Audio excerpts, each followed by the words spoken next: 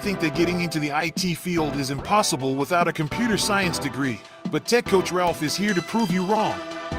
Get ready for some jaw-dropping revelations on how to break into this lucrative industry. Listen up, tech enthusiasts! Are you ready to break through into the IT field, but feel like you need a computer science degree to make it happen? Think again! Tech Coach Ralph has some exclusive, mind-blowing secrets to share with you.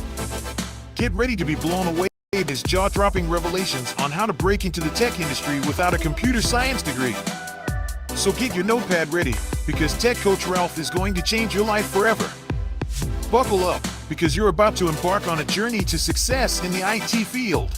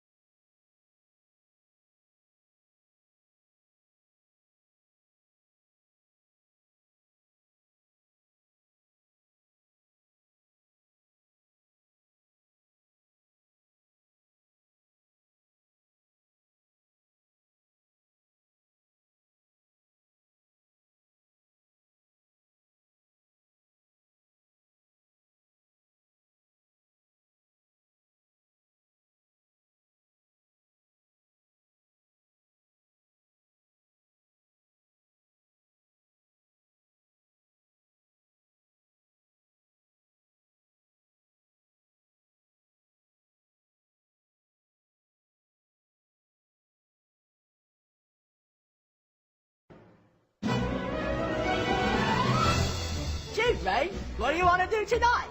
The same thing we do every night, Pinky. Try to take over the world.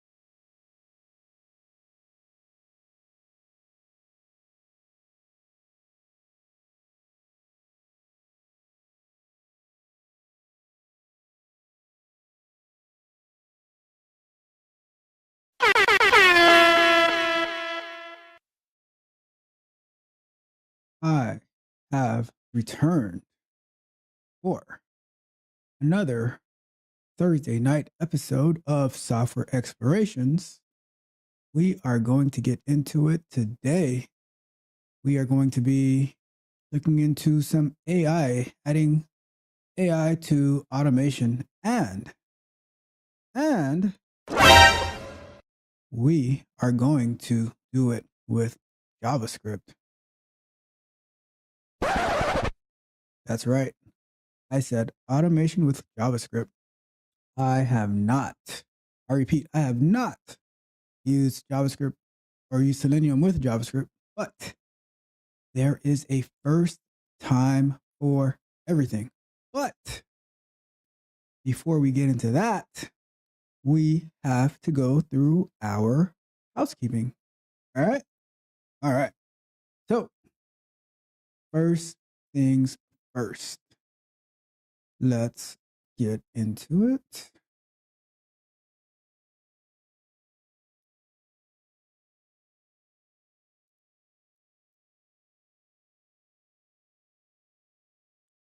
All right, so our topic for tonight is Concept.io, implementing that. We're going to try to get as far as we can, but don't want to go for too long, but we want to do some work on that, at least get started, even if we don't exactly get to the concepts part of it, at least get some type of automation using the JavaScript WebDriver. All right, so that's going to be our plan for tonight. But first and foremost, we want to welcome our new subscribers. Shout out to all the new subscribers, those that I can see and those that I can't see. But I want to welcome the latest one that I can see. All right. So shout out to Varesh. I appreciate you. I appreciate you and all the other subscribers that we've gotten between our last show of that was on Tuesday, 2 nights ago. A bunch of new subscribers. We are well on our way. We are almost there to 100, and that'll be an amazing feat. So thank you all for being here one more time. Shout out to all of you guys. I appreciate you.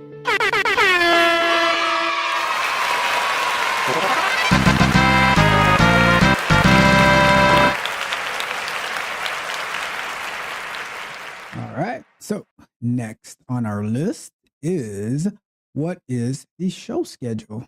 All right. So we have Sunday afternoons, software explorations. We are currently going through Report Portal, implementing a test tracking or test results tracking utility. So working through that, maybe have one more session, maybe two at the most. Then we have our Tuesday nights where we have our Q&A sessions where we answer your questions. Shout out to Sean, who was asking questions in the last show, and Melissa, who was asking amazing questions as usual. So great to have you guys. And we have our Q&A sessions where we source questions from around the web related to the tech industry, or I answer your questions, whichever it may be. I prefer to answer your questions, but if there's no one to ask questions, I can definitely find my own questions because I know what will help you. And I know because all the clips that are being uploaded to YouTube on a daily basis are getting tons and tons of traction, meaning that you guys find it valuable. So I just want to be here for you. And then we have our Thursday night shows, which is tonight, where we have more software explorations. We try to have a different a different type of software exploration between the Sundays and the Thursday nights. But sometimes when we run over on Sundays and we want to get into something new, we might move it over to Thursday, but that's to be determined. Nothing is ever set in stone. We are always, we are being in the tech industry. We're agile. We know how to pivot, which is amazingly, that was one of the Scrum team names that I was on. It was called Team Pivot because we were agile. We know how to pivot. We know how to adjust. All right. So in everything that we do, we must be able to adjust. All right. So Sunday afternoons, software explorations. Tuesday nights, our Q&A session.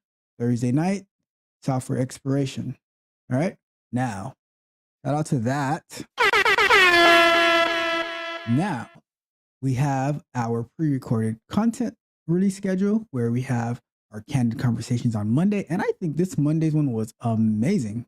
So if you haven't seen that, go back and check that out. All right. About the disingenuous debate about will automation testing replace manual testing? It's such a great video. And I know we've touched it a few times, but go check that out. All right. And then we have Wednesdays where we have our software explorations, but more geared to theory and concepts and guides. So we had one come out yesterday explaining or expounding upon what a quality engineer is, a QA engineer, and what do they do and their purpose. All right. So definitely check that out because that is going to be super useful to each and every one of you, even if you're not a QA engineer or want to be a QA engineer. Let's say you're a software developer or a full stack developer, you have to work with QA engineers. So it's a good idea to know what they do. And if you're working with a QA engineer who's not living up to par, you can help them to get better, or you can direct them to me, Tech Coach Ralph, and I'll get them right. All right. So shout out to that. And then we have Fridays, the Bug Bite. And I'm premiering a Bug Bite tomorrow about the Black Rock social engineering incident. So if you're not familiar with social engineering, if you're not familiar with BlackRock, if you're not familiar with Serge Varley, check it out. Click the notification button so you can be notified when it's premiered. It's going to be premiering tomorrow at 12 o'clock p.m. Eastern time. All right. So that is our pre-recorded content. And then throughout the week, we have shorts and additional content to help you. All right, all for you. So that is our pre-recorded content. Now, the next thing I need you to do for me, as a favor, as a gift, because I appreciate I you. do, and you can show that appreciation back by hitting the like button, by sharing the video with anyone who will find it useful, or not, or actually, I take that back. All right, I take that back. And subscribing to the channel, hitting the little notification bell so you can be aware of every single time that I drop new content or I'm going live. All right, so look out for that. Now we are going to move on. Last Sunday we had an icebreaker and it was amazing. I laughed so much watching it back myself, so I know you guys found it hilarious. So we're going to have another icebreaker. We're going to start with a slightly serious. Before the icebreaker, we're going to start off with, like, an appetizer. All right, we'll call it an appetizer because all that time we're working on what's the name of that site, Uber Eats and DoorDash. It makes us a little hungry, so we're going to start off with an appetizer. Right. So this one says, the first one. All right.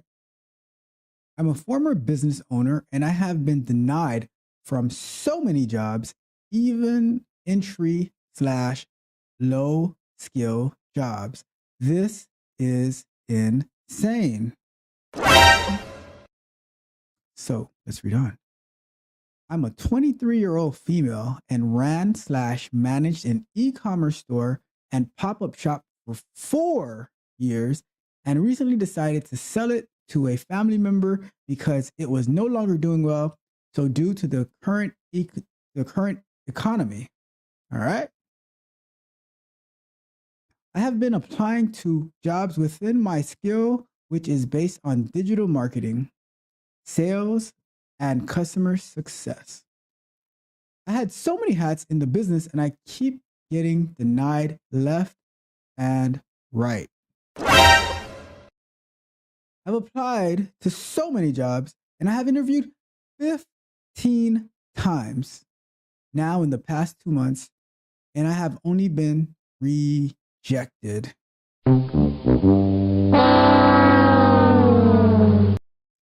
I got so desperate that I started applying to retail jobs that don't even require that much skill, and still rejected. I'm not sure what I'm doing wrong. I feel so hopeless.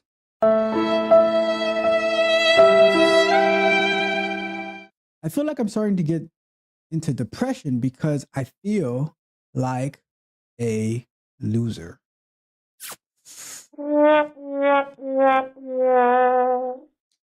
So this is similar to one that we read on Tuesday, right?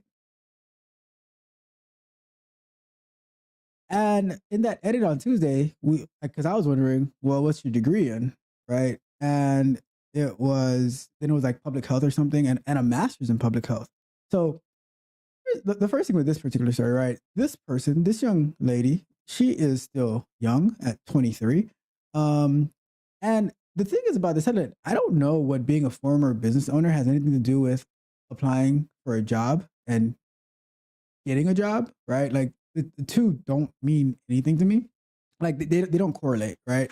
So yeah, that part is a little weird. That because you are a former business owner, that makes you qualified for getting a job. So let's break down. We're gonna move on. I just want to break this down a little bit, right? So this person ran an e-commerce store and a pop-up shop for 4 years. Now, if I was in that particular situation, because I don't know what this person is saying on interviews, apparently they're not interviewing well, because if you can actually get an interview, right, then that means that there's something right on your resume to actually land the interview. But now, once you're in the interview, apparently you're doing something wrong, right? If you've been applying for so many jobs in your skill set, right, or in your self-proclaimed skill set, now, and then you're getting denied to the point that you are applying for, you're applying for like retail jobs, which weren't you working retail in the first place, being the e-commerce store and the pop-up shop, right? That was also failing. So you sold it to a relative, right? So the whole notion is very strange to me. I don't really understand what's going on here.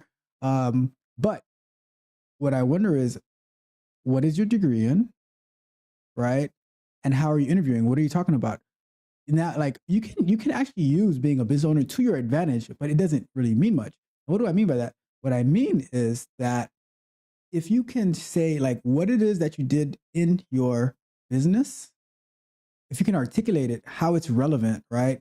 Then that's going to leave an impact on the interviewers. Like, okay, this person knows what they're doing. But if you're explaining that, oh, I used to run my own business, and it was an e-commerce store, because pretty much anybody can run an e-commerce store. I've run a few e-commerce stores in the past.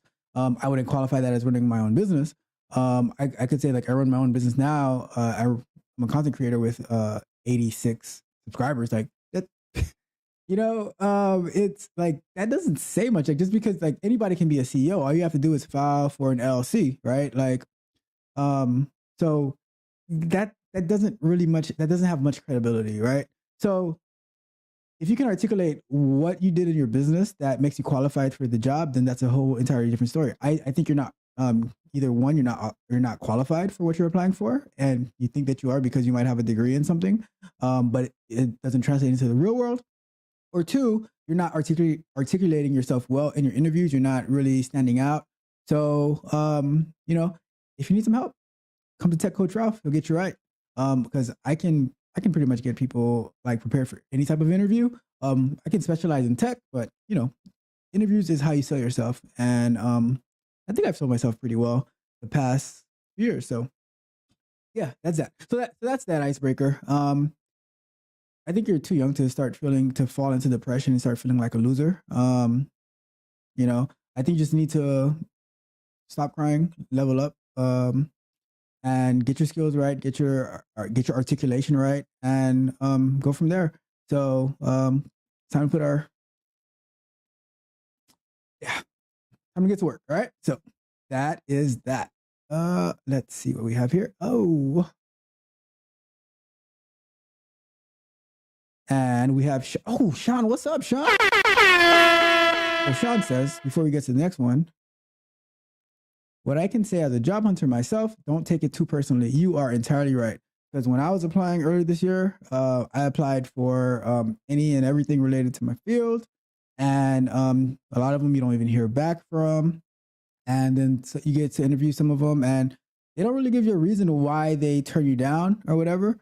But you just keep going through it. You apply for what you're qualified for. And sometimes you go a little bit higher than what you're qualified for because reach higher, And also, I don't know if I made a video about this yet, but every single rejection that I got, I use that as fuel for what I did land. I put all that energy of those who rejected me into doing an amazing job for that company. And I say to myself, that was all of you guys out there who rejected me.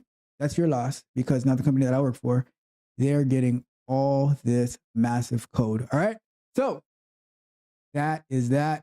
And Sean says also try not to take it personally. You can't take anything personally. Like everything that happens to you, it's an opportunity for you to build. In jiu-jitsu, we have a saying, you either win or you learn. All right. So take everything that you do and make yourself better. All right. So no time for crying, because crying doesn't get you anywhere. Get back to work. All right. Shout out to you, Sean. I love when you're here. All right. Now, the next one, before we actually get into the code, before I go on to one more thing I have to do I should have wrote this down. So some of my people today from jiu-jitsu, my warriors, my assassins, my soldiers, they had a competition today in Orlando, Florida, and they did great. So shout out to you, Sam, for your amazing job. Shout out to you, Roger, for your amazing competition. Proud of you guys. I'm not sure if anybody else competed today, but I know those two competed, and I know they did great. So I'm super proud of you guys and keep up the great work. See you guys on the mat tomorrow night. All right. Now, the next one. All right. Next one. Another one. So we are here. All right. This one says, should have kept track of your folder better. All right. So let's get into it. This happened years ago, but it's a good one. I had a lazy coworker that climbed the ladder by charming people without actually working. Once she got into a department that had no interaction with me, I was happy not to deal with her anymore. She was working for a division that should have made her work from home, but she decided to keep an office in the building so she could chit chat with former coworkers, throwing it in their face about her traveling for business all over the country while they had to still work in the office all day long. One late afternoon, she was by the mailroom going on and on and on and on and on and on about having to fly out first thing in the morning. After she left, I had to drop by the mailroom before leaving for the day to shred some paperwork that had confidential information. Confidential information. Check out the show tomorrow. About BlackRock's social engineering escapade. All right. Shameless plug. All right. Let's continue. The confidential shredder sits on a locked bin which cannot be accessed by anyone at the company. It's picked up every night by a vendor and replaced with a new bin. All right. All right. All right. So that's what's going on here. And it continues. The plot thickens.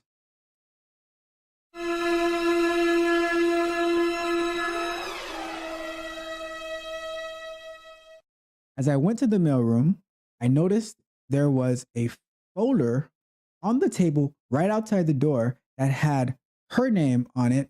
So I opened it and it was her travel plans, complete with airline tickets, car rental information, and hotel reservations. I picked up the folder and ran it and its content through the confidential shredder into the locked bin along with my paperwork. I didn't see it, but apparently she was at the office bright and early, tearing apart her desk and retracing her steps, looking for her folder before going back home to look there again. Bummer for her. All right. How about that? So, you, my friend, are an a-hole. That's all I got to say about that. That was wrong. See, it's one thing if, like, for me, it's one thing if I see it, right? If I see it and, like, I don't care for the person, I'm like, whatever, I'm not going to say nothing. That's your problem. You figure out your stuff. But what you did, right? What you did is you took something that didn't belong to you, right? And you destroyed it. All right. So yeah, you're a terrible person and the Lord is not within you. All right. So that being said, let's get started on the show. But before we can do that, we need... Please offer me your energy. I ask of you, please. All right. We are ready to go. So we are going to... Let me get my browsers up. John, if you're in the chat, what is it that you do and what are you trying to get into while I get this stuff ready? I'd love to hear about it.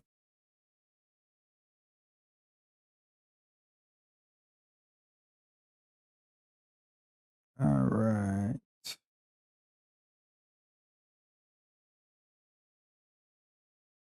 Let's go here. All right. So as usual, we're going to set 20 minutes on the timer and we are going to 20 minutes on the timer and 5-minute breaks. Let's get the timer up on the screen. And let's put our 20 minutes up. All right, got that up. Let's go to code set.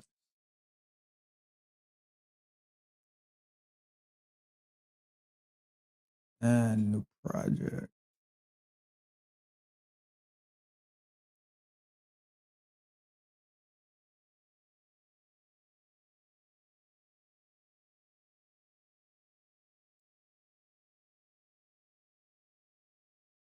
All right. So before we get going, let me see what he said. So you have a bachelor's in IT. I'm trying to enter QA industry, and right now I'm learning as much as I can about QA to establish a solid foundation. That's awesome. Reach out to me. I don't know if I don't know. I don't think you've emailed me or anything, right? But email me at Ralph at techcoachingwithralph.com. It's also in the should be in the description and it's on the page. Reach out to me. I would love to talk to you to find out how I can help you in any way. I've been in QA for the past 15 years, and I've been doing QA automation for the past 12 years. What is your bachelor's in IT? Like what part of IT is it? Like computer science? Is it like applications? Let me know, and we can definitely talk some more too. But yeah, put in the chat what part of IT the bachelor's is in, because that's great. Like, and let me know how old you are as well. All right, let's see. All right, and I will address that if Sean responds in the next after our 20-minute break. All right, so because we're gonna get to work, because here we work. All right, let me share the screen. All right, let's shift. All right, so okay, cool.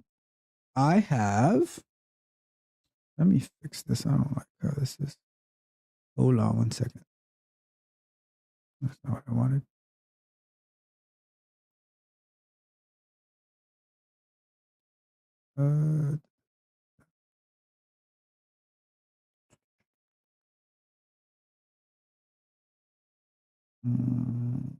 Where is it? Okay. So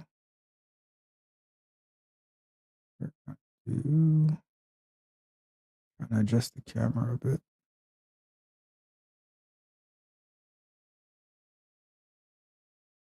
All right, cool. I think that's good enough for tonight.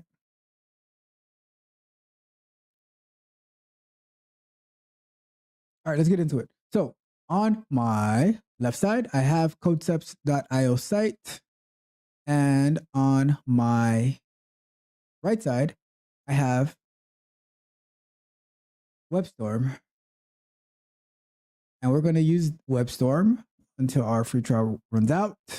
And then I might have to buy it, or I might have to use the God forbidden VS Code. I know there's a lot of VS Code people out there. Melissa, I know you're a VS Coder. I reject the VS Code. And I'm going to use WebStorm. And guess what? Maybe it'll be a business expense. Look at that. Maybe I can write it off. So let's get going. So I have my new project created called TCR, Livestream Concepts Implementation. All right. So I'm going to create that project. And of course, it's going to open up on the screen that's not being shared. Let's move that back over here.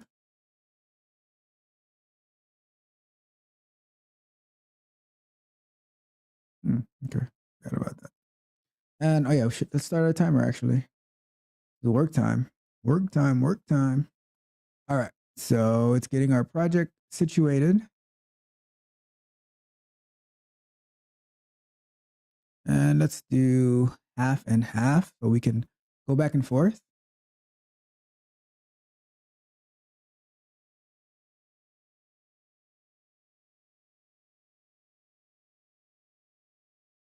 And Sean, if you have any questions about QA in particular that I can answer for you during our breaks, don't hesitate to put them in there. I am a resource for you. All right. So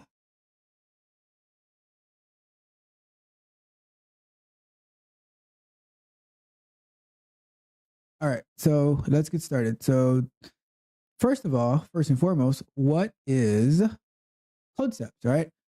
So it says testing with AI. Concept.js is the first open source test automation framework with AI features to improve the testing experience. Concepts Concept.js uses OpenAI GPT to auto-heal failing tests, assist in writing tests, and more. Think of it as your testing copilot built into the testing framework. And AI features for testing are experimental. AI works only for web-based testing with Playwright, WebDriver, etc. Those features will be improved based upon user experience. So awesome. And one of the most frustrating things for a QA engineer is like tests that fail because of like time purposes, or let's say you don't have a close relationship with the front end developers and they're changing like they're changing IDs and classes, and or they don't have a clean way to get it, or they don't put the test IDs where you can as an attribute, right?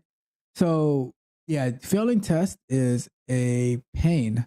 I'm curious to see how it assists in writing tests, so that'll be good to see. All right, so how AI improves automated testing. ChatGPT can write automated tests for you. What you need is just ask how to write Concept.js tests, and it will generate the code that can be executed, but not the actual code you need. ChatGPT misses the context of your application. Concepts use OpenAI to send the prompt and share the HTML context of the page. So it can ask how to write a test for this page. GPT model knows how to write Concept.js code, how to build good-looking semantic locators, and how to analyze HTML to match them. Even more, GPT suggestions can be tested in real time in a browser, making a feedback loop. Concept.js AI can also do the following: assist in writing tests in pause or interactive shell mode.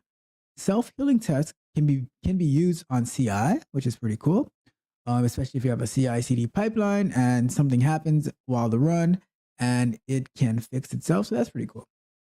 Send arbitrary prompts to GPT from any tested page, attaching its HTML content. That's interesting. I have to see what that means. All right. I remember the books when I was a kid, How It Works. Those were amazing books. I learned so much about how stuff works. All right. So it says, how it works. As we can't send a browser window with ChatGPT, we are not able to fully share the context. As only text information is accepted, we can send HTML to the current tested page. GPT doesn't know what elements are hidden or what elements are visible. It can operate only on the HTML provided. GPT models have limits on the information passed, and HTML pages can be huge, and some information may be irrelevant for testing. For instance, if you tested a reading application, you won't probably need text contents of the book inside your HTML, as they won't be used in locators. That's why Concept.js sends HTML with all non-interactive HTML elements removed. So only links, buttons, fields, and all elements that are set as a link, button, etc. will be used by GPT for analysis. In case you have clickable div, but with no roll button, it will be ignored. We also try to minify HTML before sending it.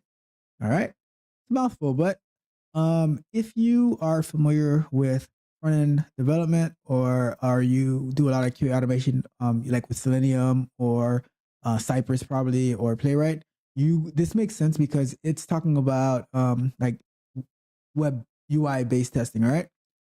Now, even though the HTML is still quite big and may exceed the token limit, we recommend using GPT 3.5 Turbo-16K model, as it accepts 16,000 tokens, approximately 50,000 of HTML text, which should be enough for most web pages.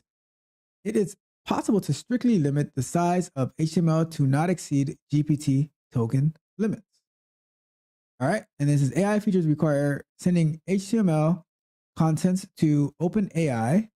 If you use it in the enterprise, ensure that your company requirements match OpenAI compliance. if you work on public web applications, this should be okay, as HTML code is generally available to all web application users. All right. So now we get to the nitty gritty. I think I have an OpenAI API key, I think. If not, I'll go ahead and sign up for one. All right. So without further ado, we are ready to get started.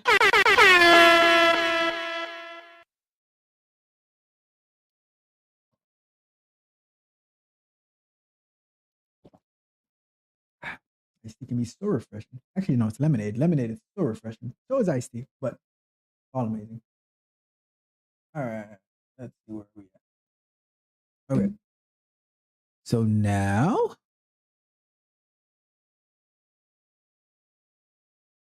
we are moving on. So let's pull up. So installing code steps, you need npx create code steps js dot. All right. Well, let's see. Do we have a terminal in this? I am not. I think I've used WebStorm like once when I was showing someone how to do something in HTML. But let's see. Let's see. Do we have it? Do we even have npx installed? Let's see. Create dot code set. Or maybe I need to install it first. Hold on. Let me click on this one and see what this says. Okay, it's the same thing. All right. So quick start. Creating a new project is the simplest way to get started. So let's do that. We are going to do npx. Let's see if we have that installed. Create dash code step js dot. Need to install the following: codesep create codesep.js. Proceed. Oh no, because I want it with WebDriver. So dot and then, and I do not want the end-to-end test. We want to do it ourselves. You don't need no freaking help. All right, so WebDriver IO, it's gonna install WebDriver into the current directory. All right, cool. Let's enter and we say yes. Let's proceed. And it's installed. All right, we're done. No, I'm kidding. All right. What's the standard installation? We can let's do the quick start first, and then we can always come back and do a the standard afterwards to see the standard. Open the directory where you want to install that. If the directory, then we create new npm package, install code steps with. All right. After choosing the default helper. All right, cool. All right, cool. So we have that installed. All right. Ooh, we use Docker. I love Docker. That reminds me, I've been working on this crazy Docker project. I thought was it Monday? Earlier this week, I thought we had it resolved, but something else popped up. So I've been working on that. I think I'm so close to it. But Docker is an amazing software. And after I figure it out, maybe I'll bring it back to you guys to let you know how that went. All right, cool. So now it says WebDriver based helpers like WebDriver Protector. Selenium WebDriver will require Selenium server installed. It will also require Chrome driver or Gecko driver to run corresponding browsers. We recommend installing them manually or use npm packages. Alternatively, you can execute headless Selenium in Docker for the headless browser testing.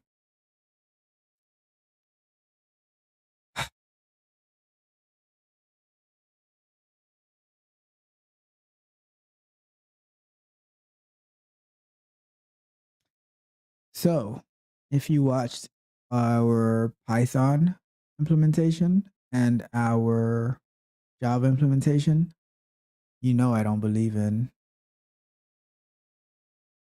having to do the Chrome driver or the Gecko drivers manually. That means we are already starting to explore. All right, so what am I going to search for? I, at Coach Ralph, am going to search for say web driver manager JavaScript. I don't know. What? Out of here. See how that works.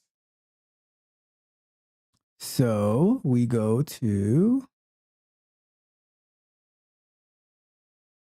a Selenium server and browser driver manager for your end-to-end test. This is the same tool as WebDriver Manager from the Protractor repository, version 9 and lower. Please reference Pose WebDriver Manager. If there are features that existed in version 9 and lower, please open an issue, blah, blah, blah. All right, cool. So,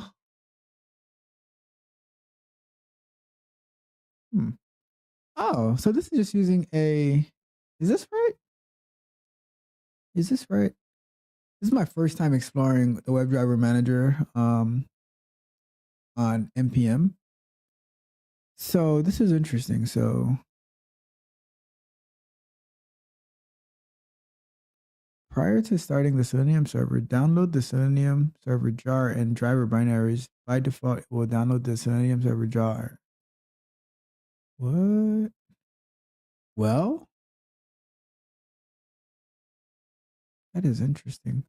Because I could easily do this via Python. But I'm wondering, why would they want me to... That's not the WebDriver Manager, though.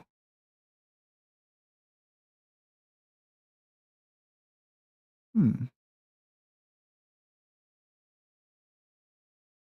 and driver binaries. Oh. Let me look around some more.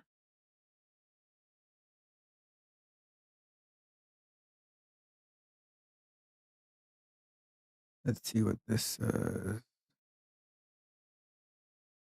That different than the other one?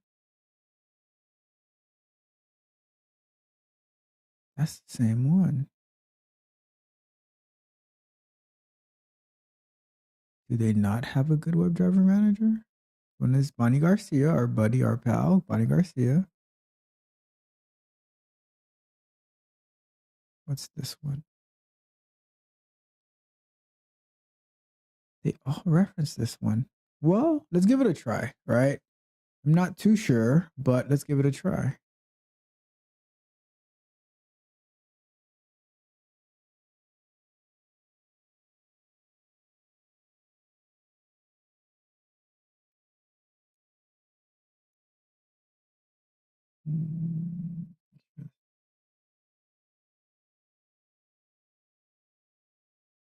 All right.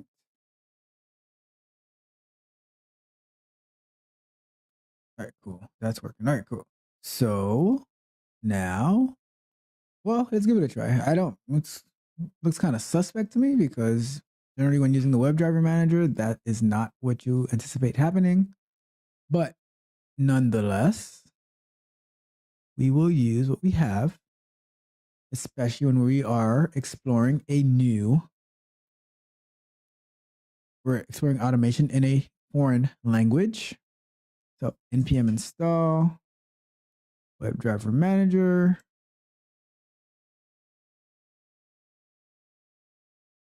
Well,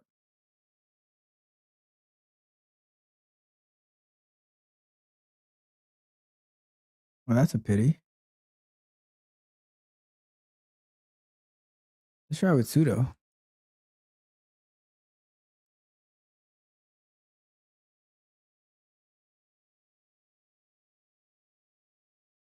Try to force it. All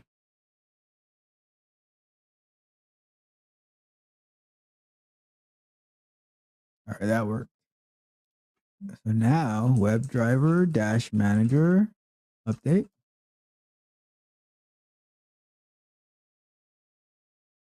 All right.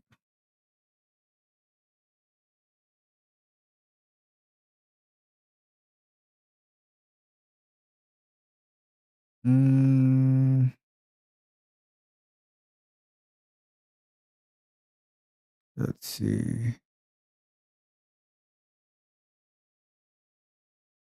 Output directory path does not exist. Run. Thought I did that.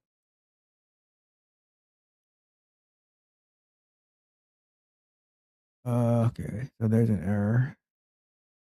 So it needs to. Oh, that's annoying. Let's do that. Sudo WebDriver Manager update. Is it still not working?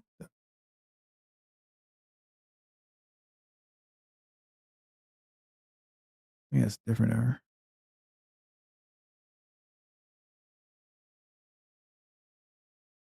I honestly don't even think I need to use this because if I just start up a regular WebDriver on Chrome and it doesn't even on Docker, it doesn't have to use my computer. That's probably better, anyways. So just try this WebDriver start though.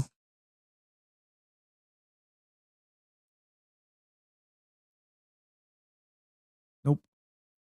Name standalone is not present. Install with WebDriver Manager update. Okay, have to do that. All right, I'll try that as well.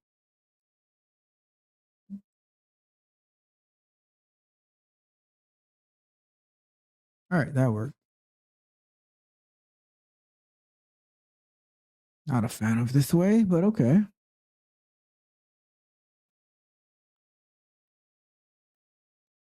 Maybe that's why so many people in Cypress, or in JavaScript prefer Cypress. All right, so now let's see if we can access the hub.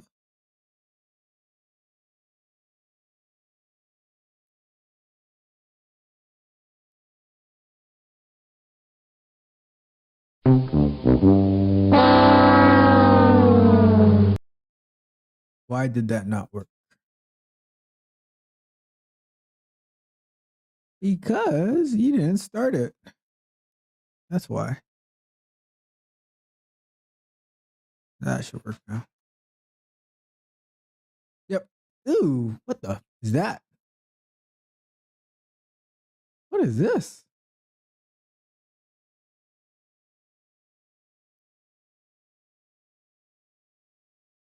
It's like Selenium.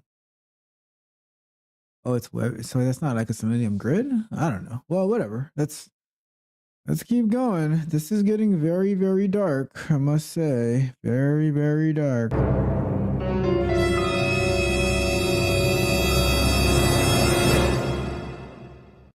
hate it here. I want to go home. I want to go back to the beautiful land of Python and Java. Really.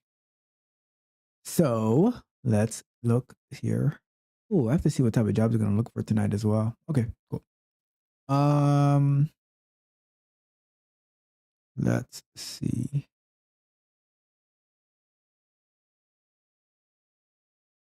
All right, so we got that up. All right, so let's go back to concepts.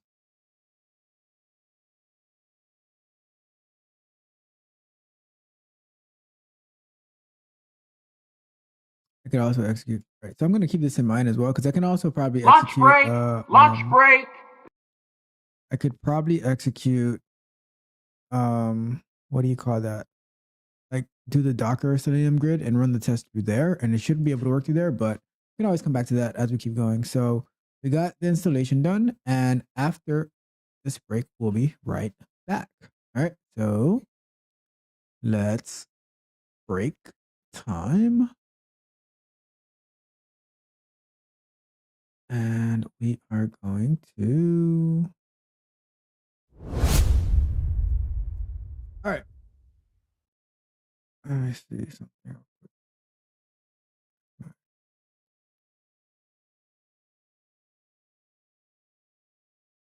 Okay, it's not bad. All right, cool. Let's see. Check the chat. Check the chat. So I think something is missing here. Melissa said AI. Let me see if I'm missing something here.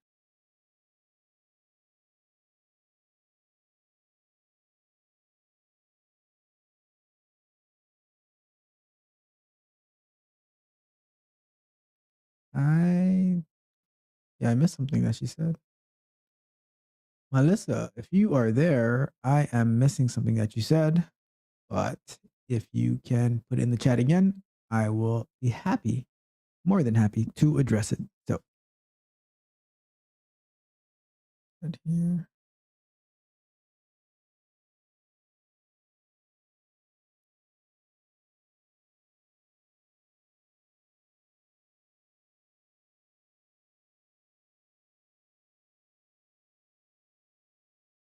So now let's open up a browser and look for some jobs. My browser. I don't know. Anybody have any preference of what jobs you're looking for?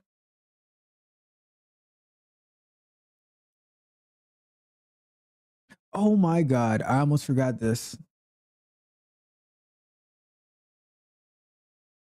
Shout out to my man, Raj, for passing his ISTQB test. Let me make sure I got that right. Let me make sure I got that right because I want to give him adequate praise. Yep, he passed ISTQB. So congratulations on that.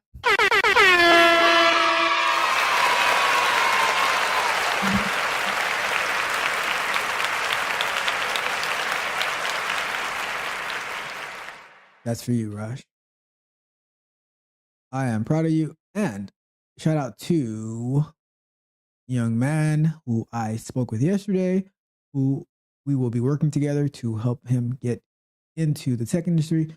Very bright future. I am happy to have met you. So we're going to get that going.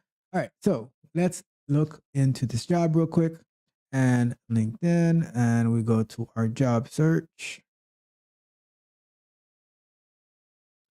And we do some full stack engineer. Let's do that.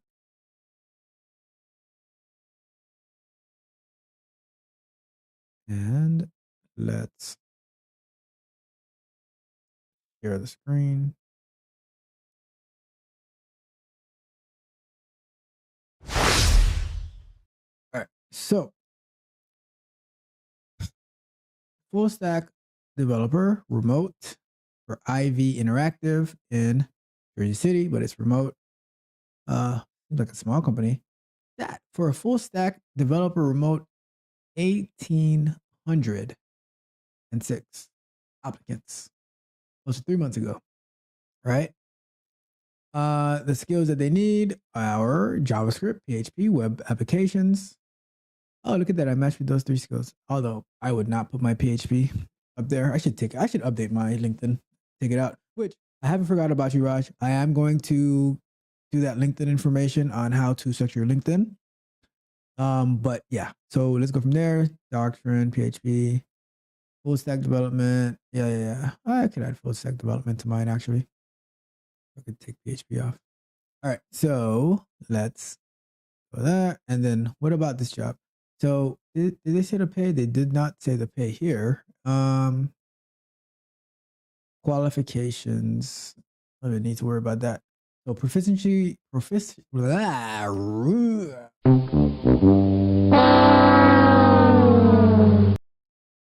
Proficiency in HTML, CSS, and JavaScript. Experience with PHP-based content management systems. Get a move on, back to work, chop chop, let's go. Come on, get a move on. Back to work, back to work, back to work. 2+ years of practical experience in any PHP, MVC experience with Vue.js or willing to learn it. Experience with responsive mobile first development. Blah, blah, blah. Oh, look at that. Experience with Sketch, Figma, Adobe Photoshop. So, Melissa, this job looks very fitting for you in a few years, right? Because experience with Sketch, Figma, Adobe Photoshop, right? Ability to work independently and as part of a team, good collaboration and communication skills, good problem solving skills, and responsive and mobile first development, including converting websites. Look at that. You will be learning about version control in the near future. Proficiency with HTML, CSS, and JavaScript. That has your name all over it. All right. And then bonus. Cool. So, benefit. This one looks very entry level, to be honest with you. But that's probably why there's so many people who like. Probably why there's 1,806 applicants in the past 3 months. Very entry level, but you know, it's gonna be hard to get it because you're always gonna have a lot more people at entry level applying. So this like I would say this: when you're applying entry level, you definitely want to try to go in office local first if you want the best chance of getting a job. If you can find one remote, by all means, that's awesome, right? But it's going to be easier to get it in office, right? Like on site, and maybe it can be a little hybrid as you get experience. But it's important because when you're just getting started off, getting that in-person experience and getting like people who can mentor you at the company and stuff like that, it's worth more than gold. All right. So before we move on, let's see what this says. Let me get back to the full screen. So Melissa says, "Hi, Tech Coach Ralph, and a very amazing hello to you as well." Salutations, Melissa. Welcome to the show officially.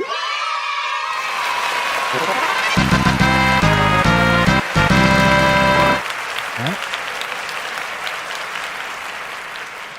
And you ask, what is AI? That is a very, very well asked question, I must say. So,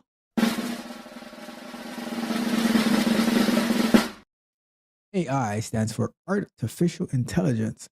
So, I don't know if you've heard much about like Chat GPT and stuff like that, but pretty much AI helps you. You can ask it a question and it'll give you answers to just about anything that you want, you know, but you need to know how to ask the right question and it can really guide you. So it's like giving the robot a brain. Did you get that? Giving the robot a brain.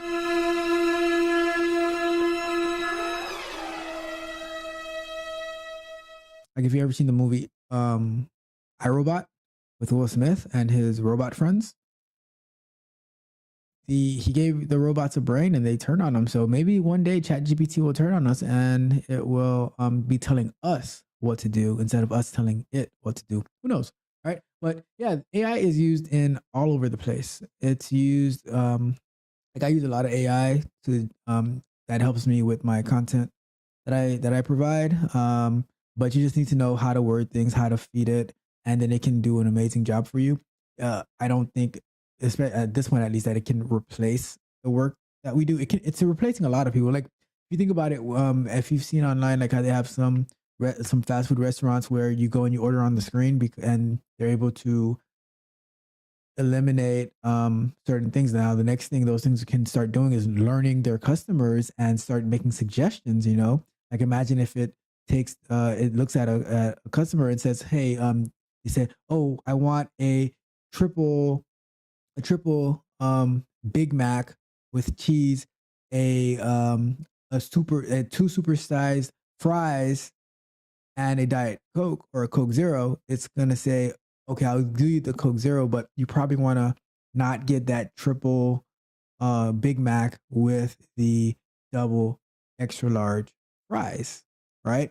So imagine if AI was to get that power where it can tell you what to order, what not to order, or recommend it to you. Or maybe the government gets involved. It'll just flat out prevent you from doing it, saying, "Hey, according to the BMI standards, you are not allowed to eat this food." So yeah, who knows? So that is what AI is. It is artificial intelligence, and we use it to right now help us, but maybe in the near future we will be helping AI. So we shall find out. But on that note, we will continue. Another one.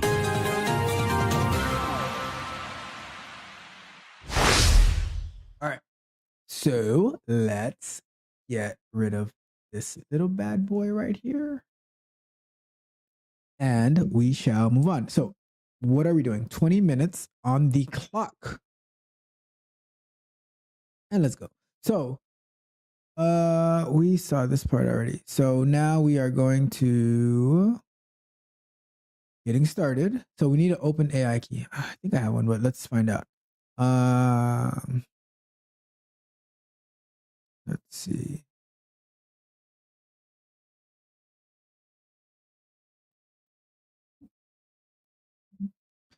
All right, so let's log in. All right, let me do this on the other browser. Let's do this.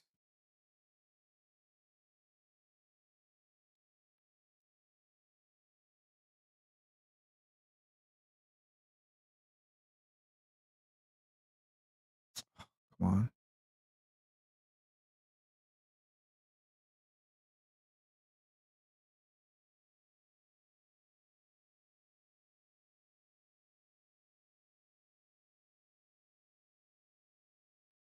Where is it?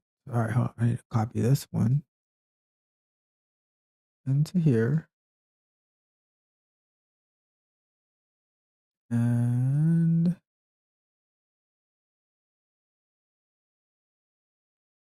open AI,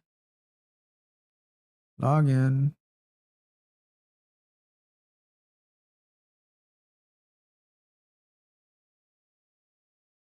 Oh, I have a key. All right, cool. So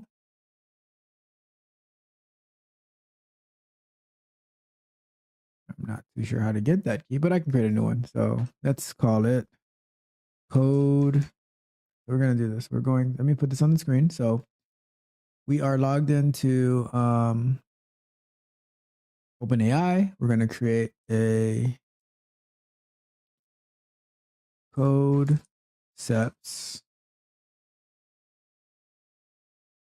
concept live implementation key. And let me move this just because I'm not sure what's going to happen when I click on create key. Yep, showed me the key. All right, so I have the key on the other browser, and we're going to go to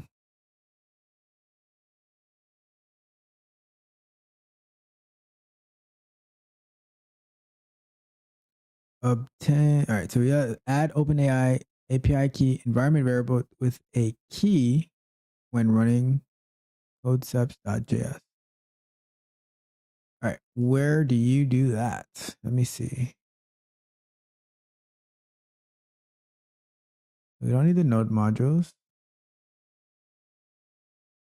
Environment variable. All right, let's Google that.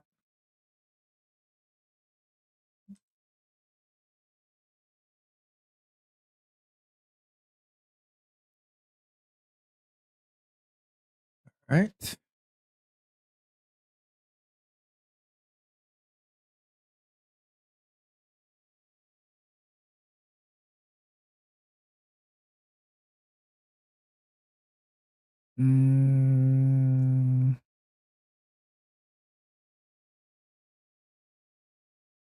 So we wish I had some front end people on this call or on this live. They can get me right. Right.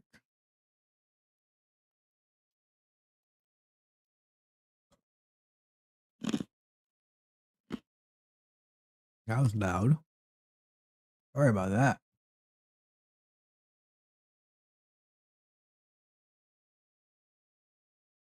All right. We'll come back to that part.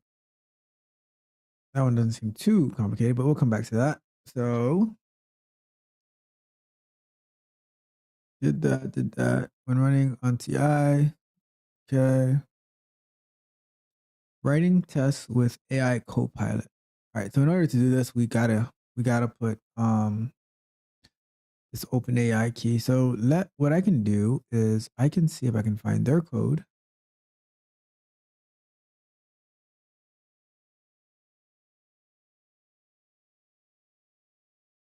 I don't want mobile.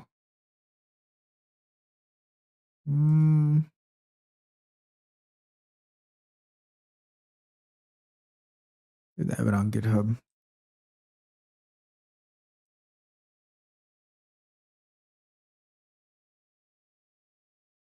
Let's see.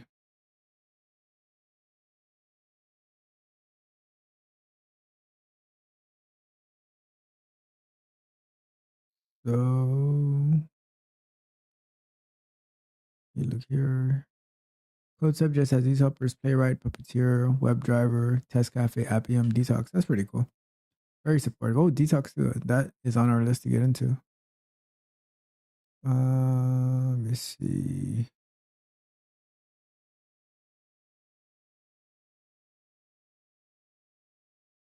Just trying to see where I would put. That's the part with software explorations where you gotta figure some things out, you know? Especially when you are exploring it for the first time. Code. No code.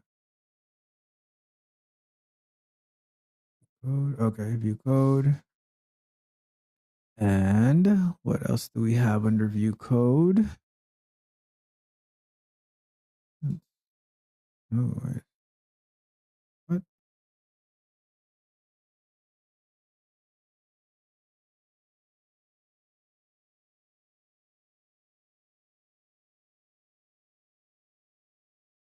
Why is that open? Hold on. That's why it's going slow. But all right, cool. That should pick things up a bit, I hope. I thought that was closed a long time ago. All right, cool. So let's see. Tests. Unit tests.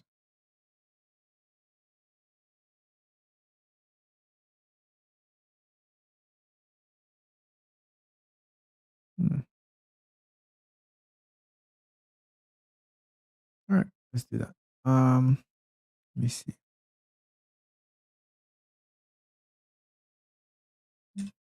Code set setting environment. Or how do I don't know if that's what it is, but okay. Nope, not that one.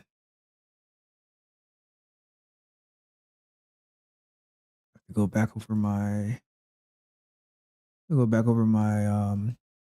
node notes. I haven't done this in a year or so. Node set environment variable. There you go. Create an env file. So let's do that.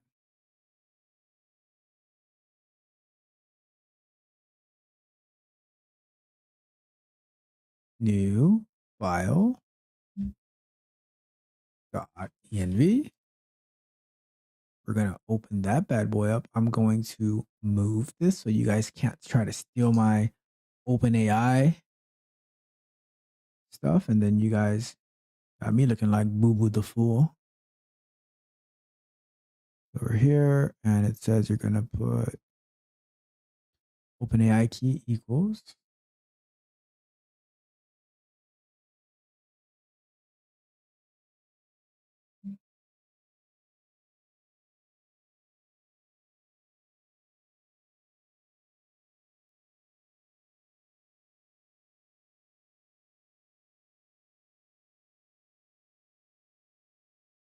All right.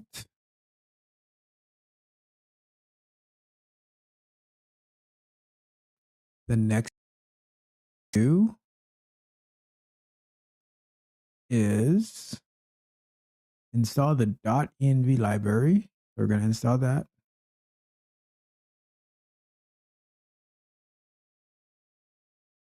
Gotta restart. Hold on. Let's restart.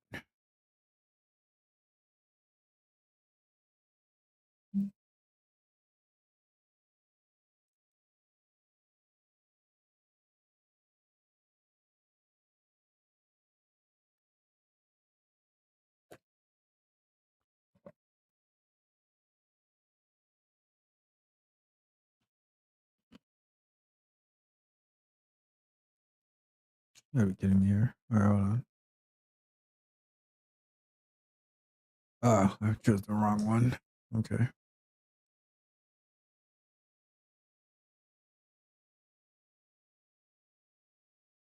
All right. Let's see. Starting back up.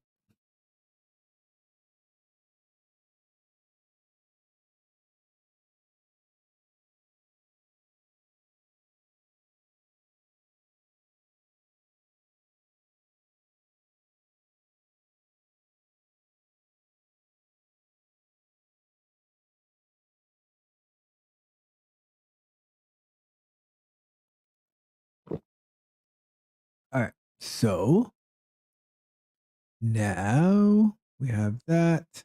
Got our ANV file, which you are trying to steal, but you're not going to get it. There's way more stuff in there. All right. So what I'm going to do next is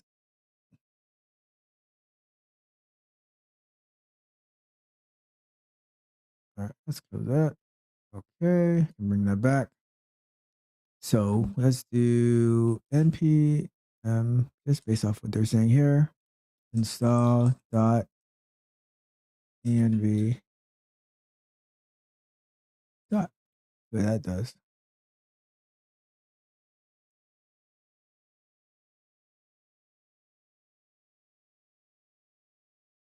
Okay.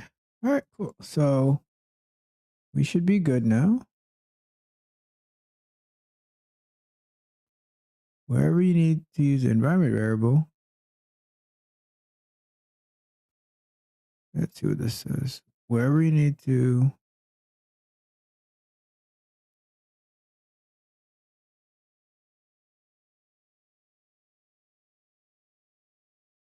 All right, cool. Whatever. All right, let's keep going. So we got that done.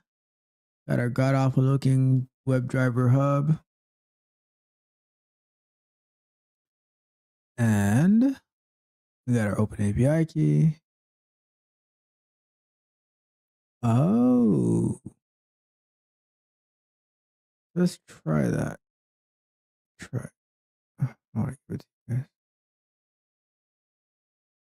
So if we do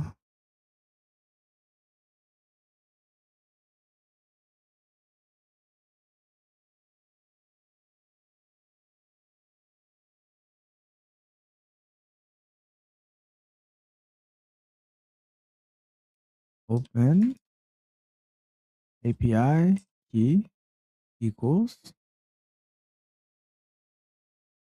There we go here. Copy. Paste that. And then npx code seps JS. Run.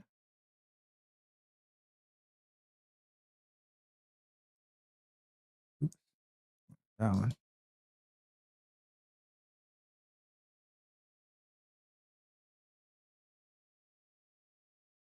Looks terrible.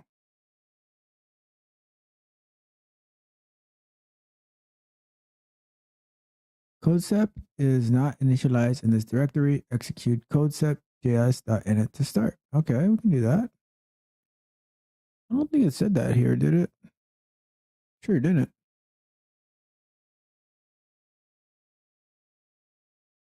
So let's try that. All right.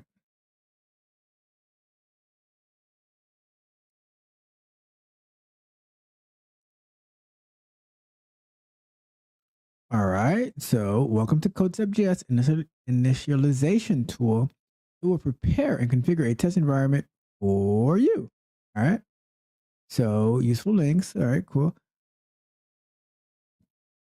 Installation to this directory. Are you planning to write tests in TypeScript?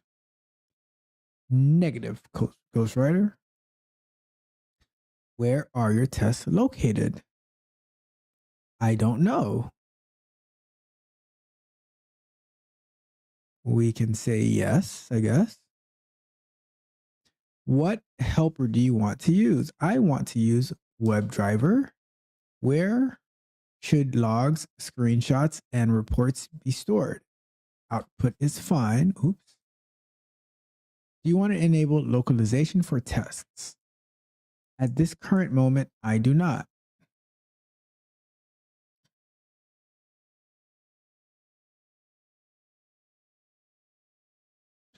Base URL of site to be tested.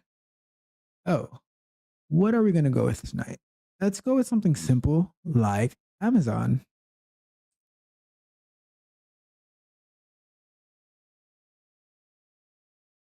Browser in which testing will be performed. A correct answer will be Chrome. Just press enter.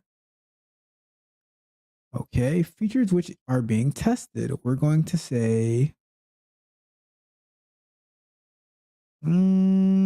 feature which is being tested. Product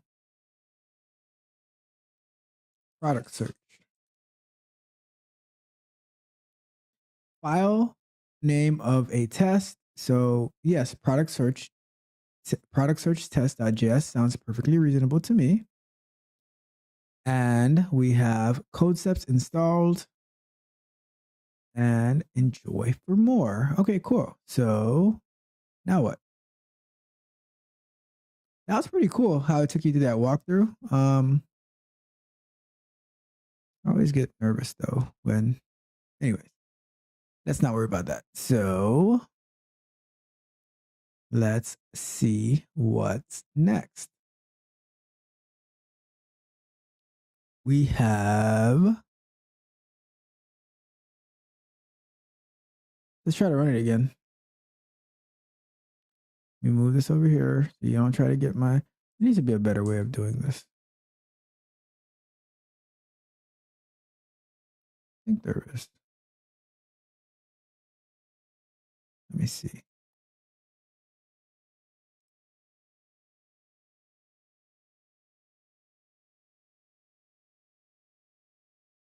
You guys always get the pleasure of seeing me do my Google searches because I think I'm the best Google searcher in the world.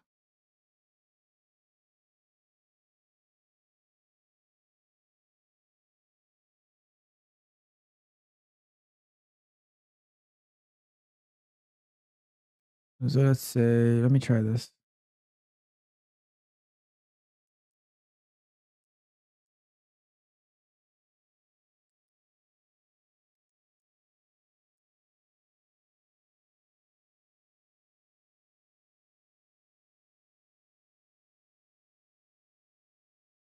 Process.env.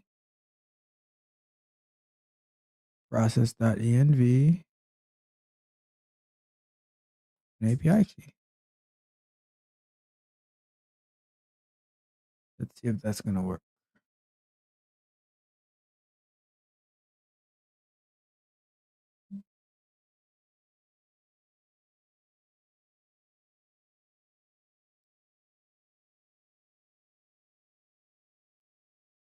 So unable to connect to our god awful Selenium host. Oh, why did it go down? All right, let's get it back up.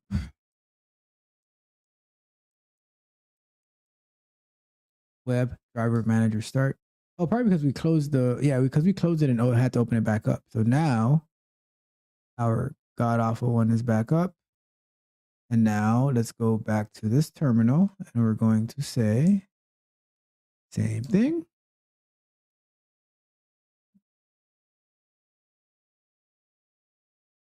All right, so that did something. Now, if we look at that was step file, product search test. Okay, so we have here feature, product search, scenario, test something, callback, blah, blah, blah. All right, cool. So now we are going to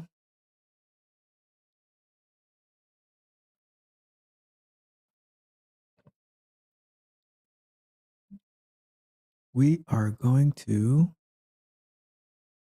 going with this, find out what's going on. So writing tests with AI Copilot. If AI feature is enabled when using interactive pause with pause command inside test. For instance, let's create a test to try AI feature via GT command. What does that mean? All right. Lunch break! Lunch break! Let's finish reading this. Name a test and write the code. We will use scenario.only instead of scenario to execute only this exact test. Okay. Ooh, I am. Okay. Okay.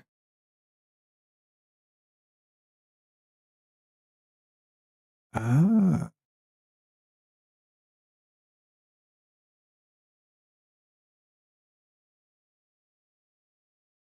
Okay, cool. Can't wait to get back to this. We're gonna get to it in just a few minutes.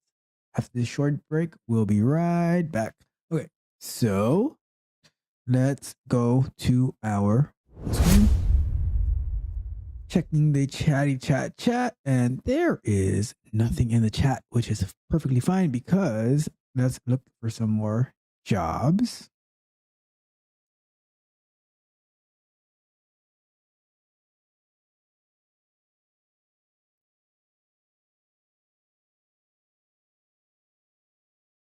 So you know what? I'm gonna pivot. I'm gonna look for QA jobs because Sean is like in the market for QA, and I know Raj is in the market for QA.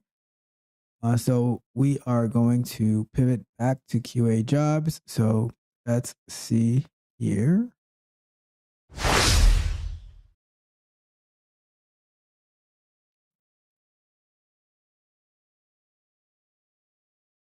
Oh, why am I so off camera?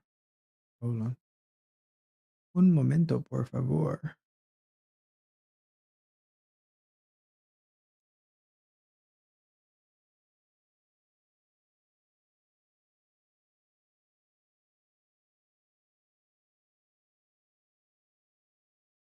That's better.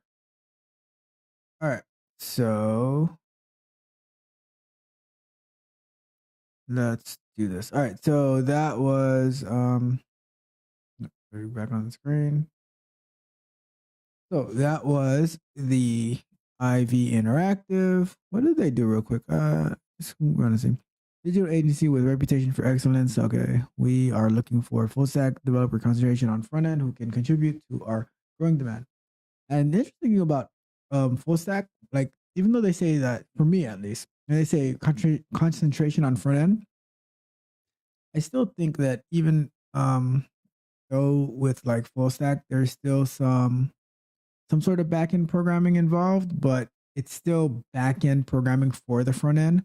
Where like when you separate the software, the back end engineers, there's not like they might build software to support the back end of the front end, right? If that makes any sense. So yeah, just I don't know if that makes sense to you, but it is that's how I see it when I see full stack. It's like it's very UI based, and sometimes you need to get into like creating some API stuff for the to support the front end, but it's not like a true back end development.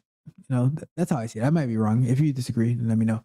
So, software engineer and test. Let me see what that is real quick.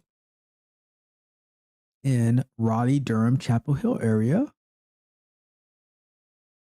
1,578 applicants. Oof, that's a lot. Live Switch is powering the future of interactive live video experiences. Oh, looks like my industry. Live Switch enterprise grades live video streaming platforms enables businesses to incorporate flexible, scalable, and high quality interactive live video, audio, and data on nearly any computer, tablet, phone, or smart device. Pretty cool. Let's see. Let's see what are the requirements. Go straight to the requirements, and then we can look at responsibilities. 5 years of experience as an SDET hands-on experience with UI automation. Why did I have a slash here? There's no slash in UI. Automation testing via Selenium, Java. Java. Hands-on experience with API automation testing via UniRest or Rest Assured. Got that. So I got this. Got this. Expertise in practical knowledge of automated testing tools, Selenium and Appium. Got that. Experience working in agile environment. Okay, cool. Bachelor's degree in computer science or IT related field of study. Okay.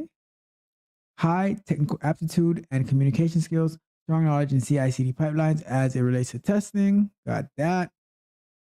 Demonstrated problem solving skills in a fast paced startup work environment. Got that. And what's in it for you? Competitive salary and benefits. We're not just saying that. Compared to our salaries to local averages. Internal opportunities for professional development. Okay. Space where egos are checked at the door.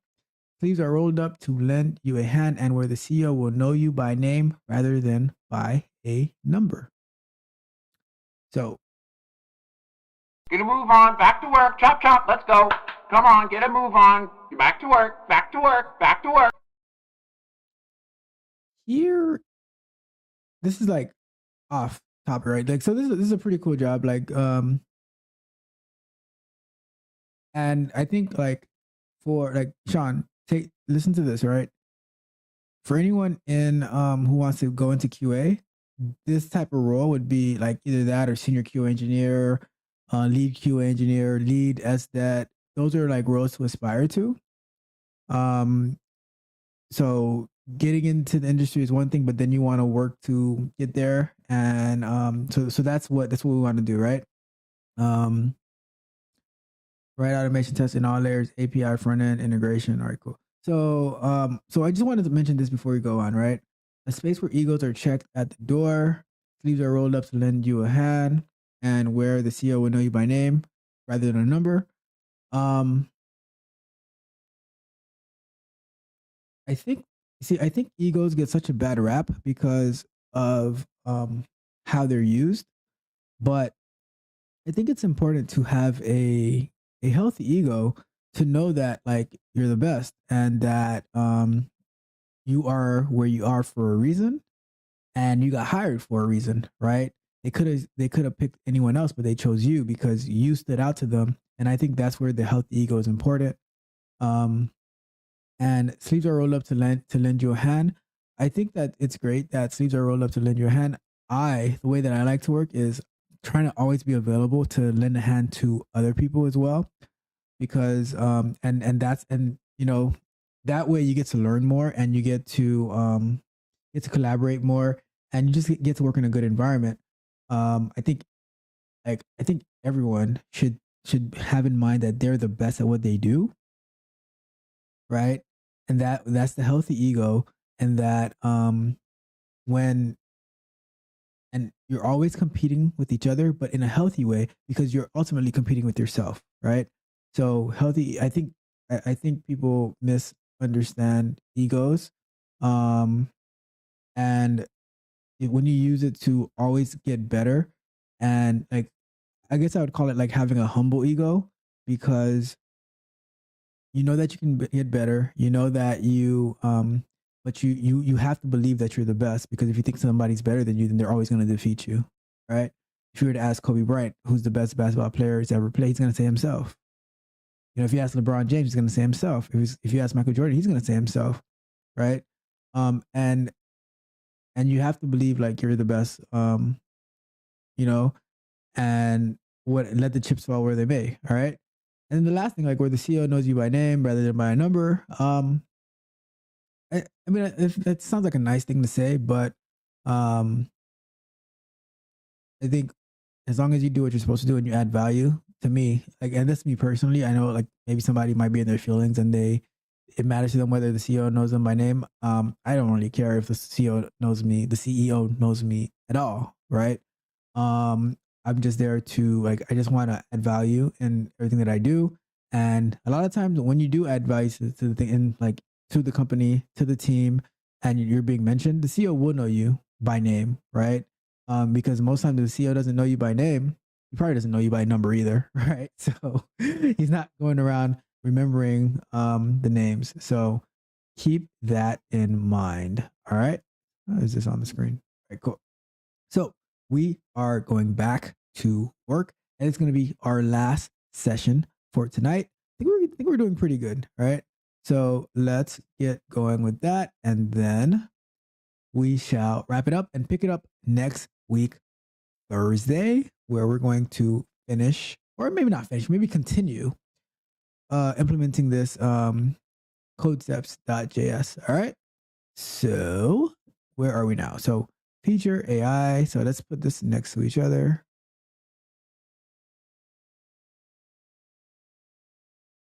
Let me close this. I really love IntelliJ products. Might eventually buy this one. All right. So we have, all right. So feature, product search, scenario. That's the only scenario we have. So I don't think we need to put scenario only on it, but you can always come back to that. And let's do I dot am on page. Okay. Let's say http://www.amazon.com. Let's put our 20 minutes, of course. All right, so we put ://amazon.com. And let's say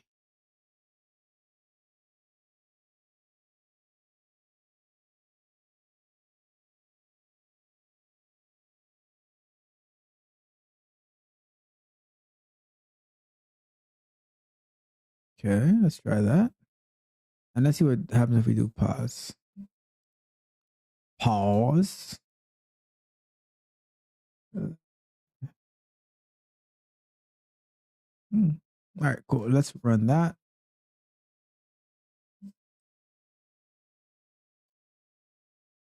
See what happens.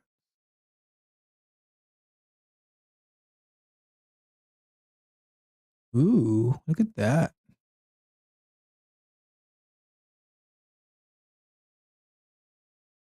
So that opened up a browser for us. And in here, it's using tested root.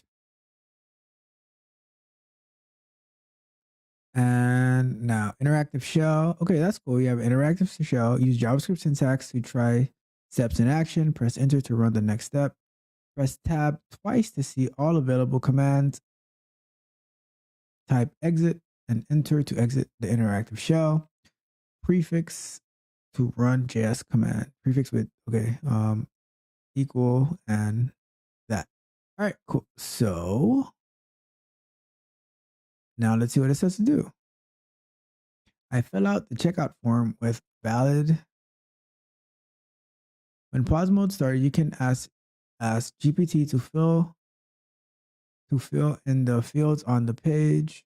Use natural language to describe your request and provide enough details that AI could operate it.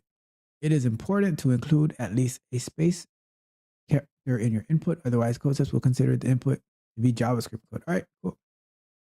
So let's say, so let's say I search for, what am I searching for? Let's see what I'm searching for. How about we search for, give me something cool.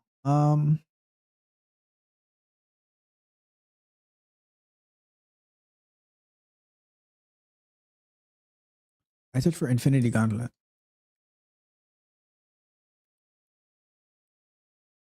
I search for Infinity Gauntlet. Enter.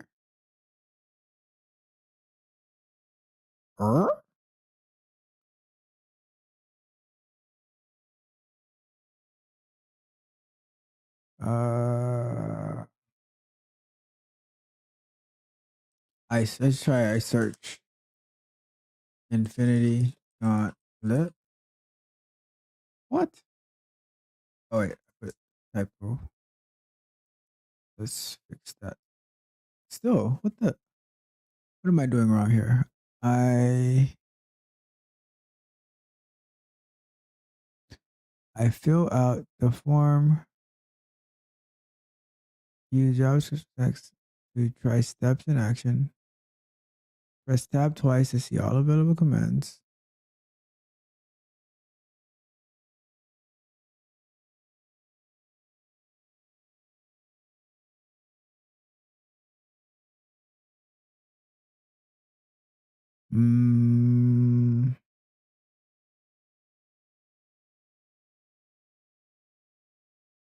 Let's see here.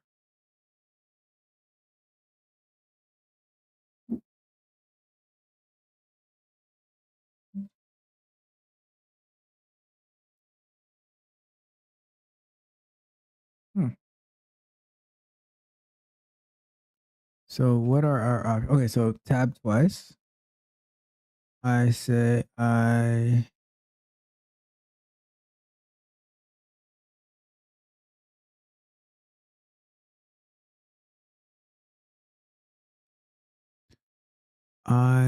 fill field. Don't they have a search on here?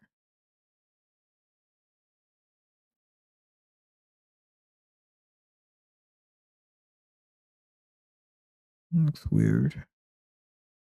So they have one for I feel.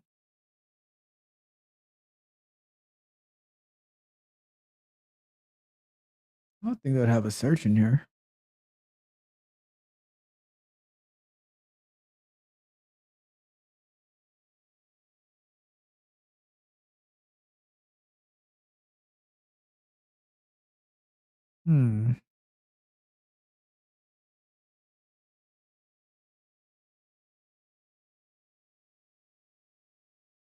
Let's see.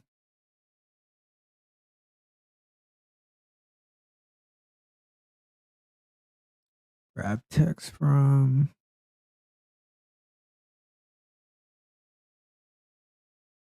So let's say I fill the search.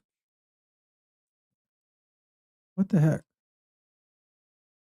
What the heck?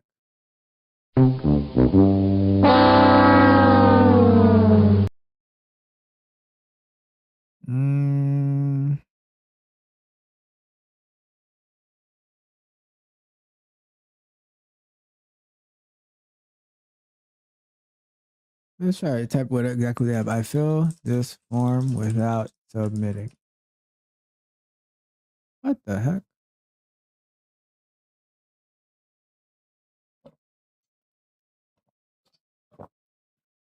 You got some explaining to do. Why isn't this working? When pause. So do I need to? All right, let's see.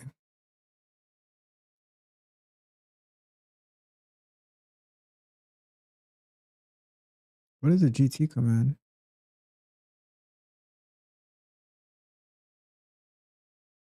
All right, let's stop this.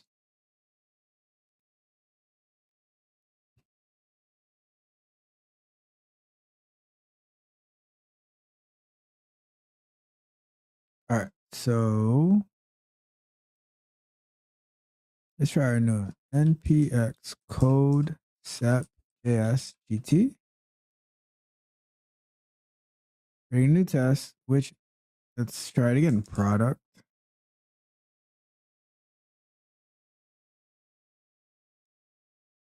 detail page. All right, file name, that's good. Product detail page, okay. The test for product detail page was created. And let's pull that up.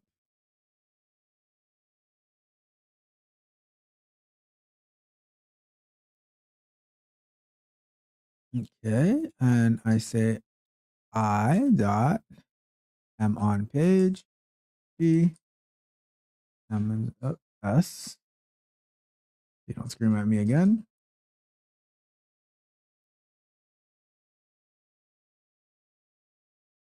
Okay, so we do that and we say pause and we run it.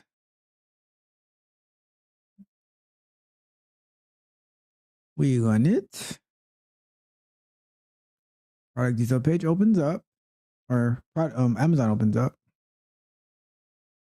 Page is loading. Okay, now it says it's looks like the same exact page to me, but we shall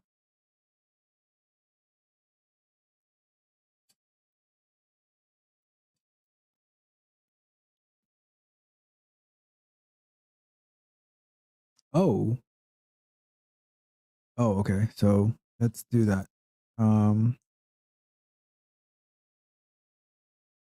It's been a second test. All right, cool. That's cool. So that's what I meant by scenario only. But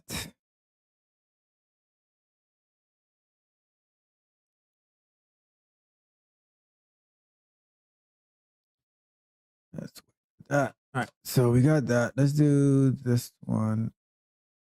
Or we do this one as scenario only. All right. So now it says to do it with. Wait, I am doing it that way. Enable OpenAI Assistant by setting. Let me make sure my OpenAI is actively working properly.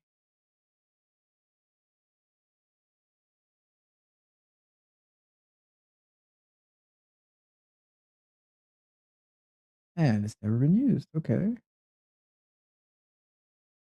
Why aren't you picking it up?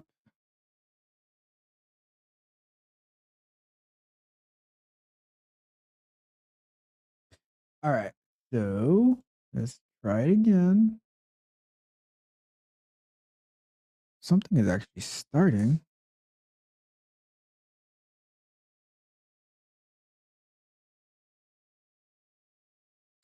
It's doing debug mode like they mentioned.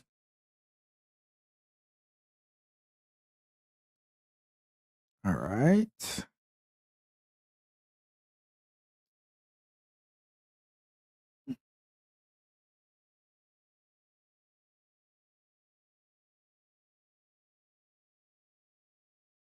Waiting for the page to load, and we're here. And I would want to say to verify that it's connecting to your OpenAI to your OpenAI API key. So I am on page. I got that part, and then I want to say open. Okay, we got that, and I fill the checkout form.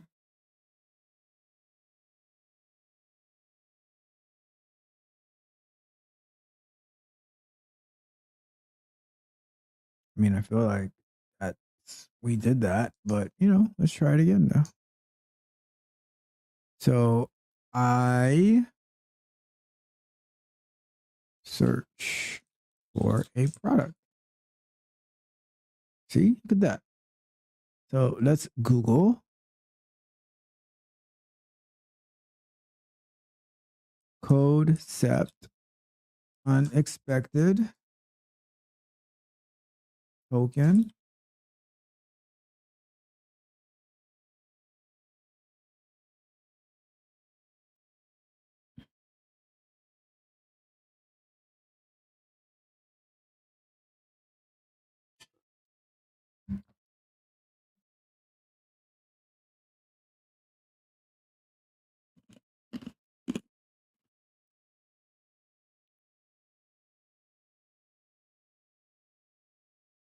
All right. So let me see. So I see this is how you do it in the code, but why is the helper not working? Using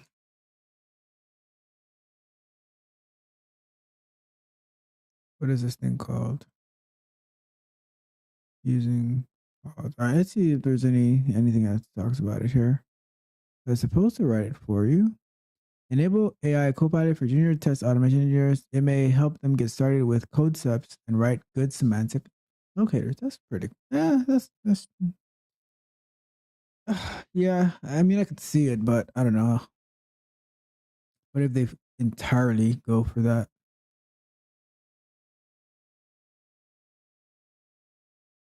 So, all right, let's do this. We're going to pivot on the interactive help, and we're going to try to use it in here. So I'm here, let's get rid of the pause. Right. And then we're going to say I dot enter.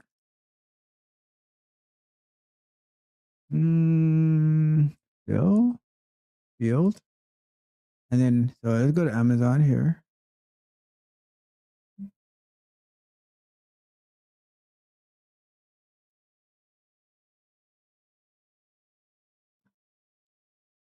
Really? Do I need X, Y, E, H, A? All right. Now we're going to do, so let's find this field. And that would be to tab. All right. So we're going to say, now if you look at this, how are they doing their selectors?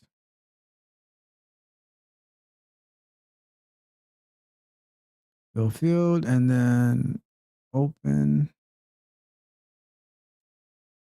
And then ID like that. And then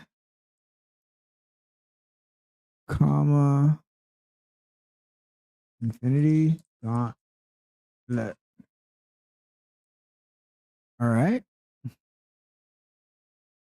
And then I dot click.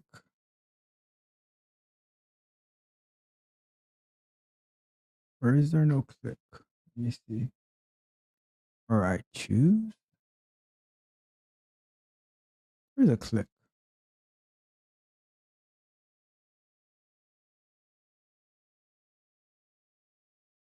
So the click, locator of the click. All right, let's see. So we'll do that and then we'll see how that works.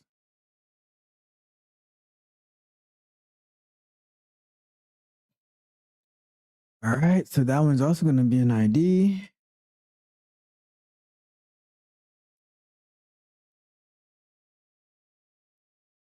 Need the squiggly brackets, ID, and that's going. I don't think that's anything that goes there. Could be wrong, but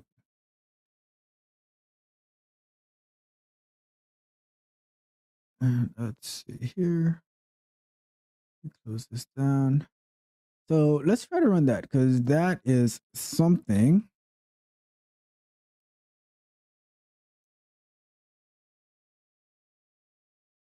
So let's give it a run. And it's going to open up. Let's see if it's going to do the search.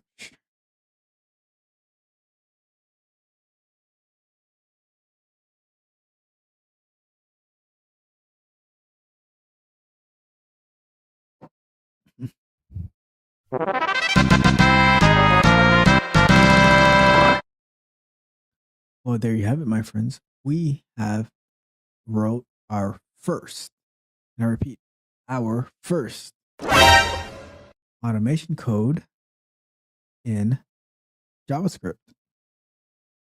Pretty simple as well. All right. I don't like this in particular, like having this. I don't really like that. I'd rather have it like be this text, which you might be able to do it. I'm just not familiar with this enough yet to be able to see.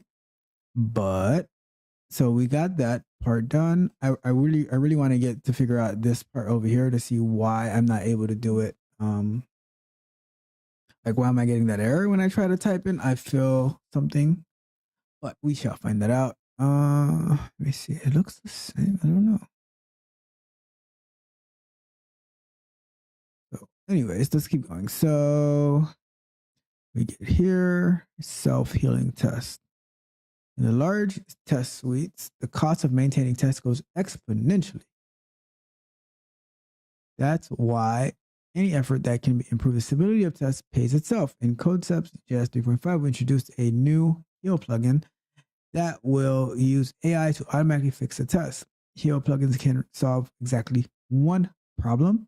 The locator of an element has changed and an action can't be performed. It matches the new locator, tries a command again, and continues executing a test. So for instance, if the sign in button was renamed to login, it can change it.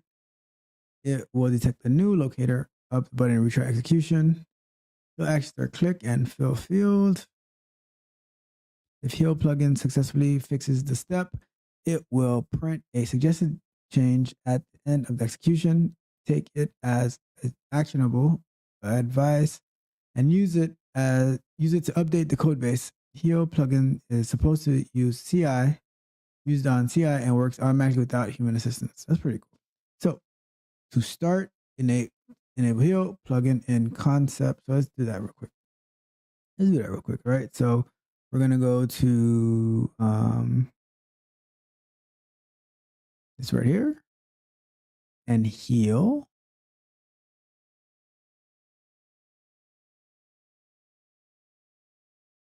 Where are the plugins? I think we have to add it then. Plugin, is there code sep? So we're not using TS, so it should be somewhere in here, but where? It would be.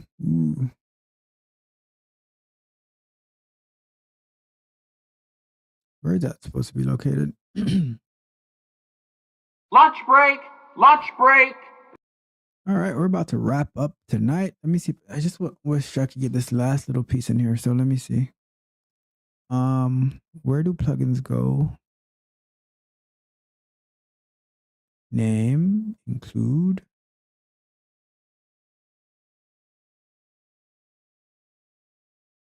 Helpers. Let me see if I do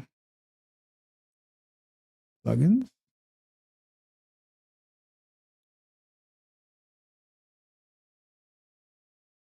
Oh, that accepted. So let's try that. Let's do Heal. Enabled equals or enabled true. Let's see what. So now if I go back to my code,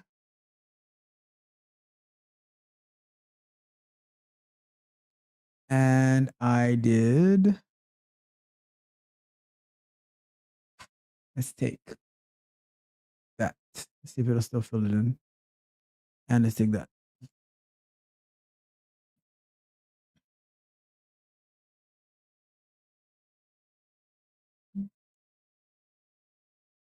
Let's see what happens. And we'll wrap it up after this. But I was just curious. You know, sometimes curiosity kills the cat. So let's see. And it failed.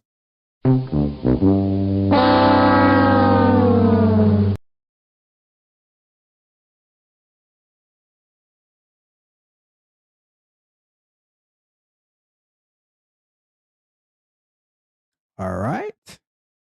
So there we have it. And it took a screenshot. So that's pretty cool. It took a screenshot. Let's see. Failed on this step. I would have liked to see the auto healing. Plugin enabled. Put it in the wrong spot. I don't know. Well, it is what it is. We shall. Oh, wait a second.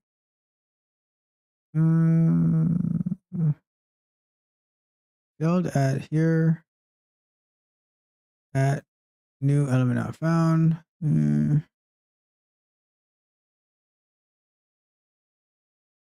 Well, I think that's great progress for tonight. We shall wrap it up. Right?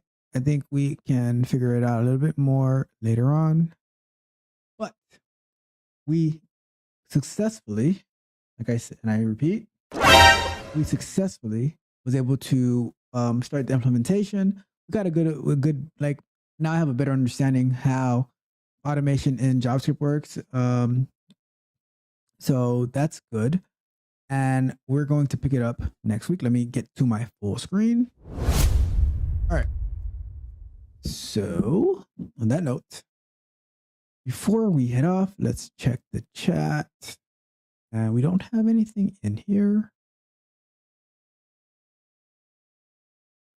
So we're good. So we'll pick up concepts next week, Thursday, but we have on Sunday, we're going to continue doing the report portal implementation. And then we have our bug bite. Not our bug bite. We have our Q&A session next Tuesday night. you have any questions, feel free to email me or be in the live chat and we will get all your questions answered.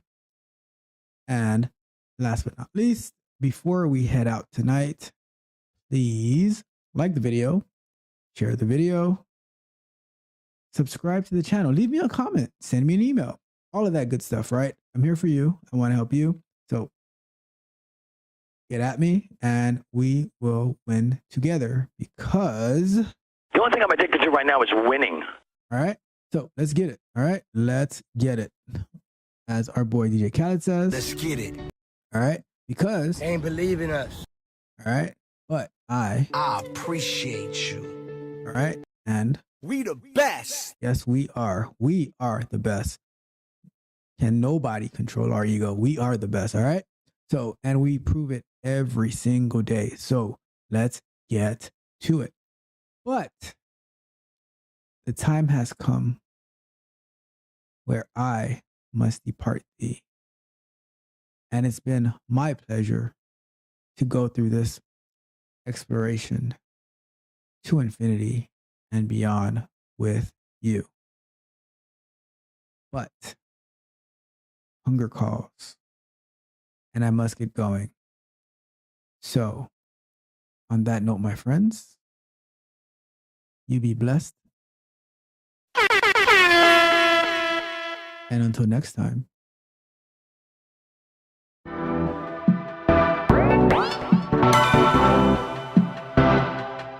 You might think that getting into the IT field is impossible without a computer science degree, but Tech Coach Ralph is here to prove you wrong. Get ready for some jaw-dropping revelations on how to break into this lucrative industry. Listen up, tech enthusiasts! Are you ready to break through into the IT field, but feel like you need a computer science degree to make it happen? Think again! Tech Coach Ralph has some exclusive, mind-blowing secrets to share with you. Get ready to be blown away by his jaw-dropping revelations on how to break into the tech industry without a computer science degree. So get your notepad ready, because Tech Coach Ralph is going to change your life forever. Buckle up, because you're about to embark on a journey to success in the IT field.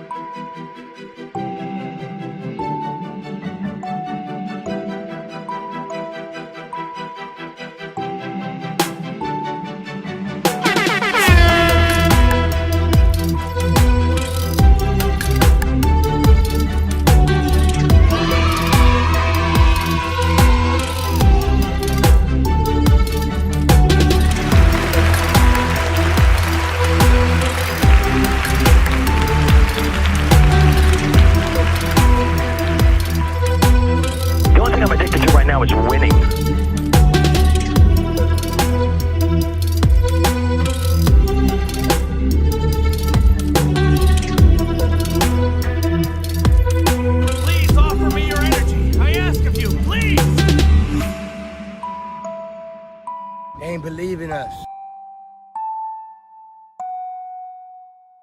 Let's get it.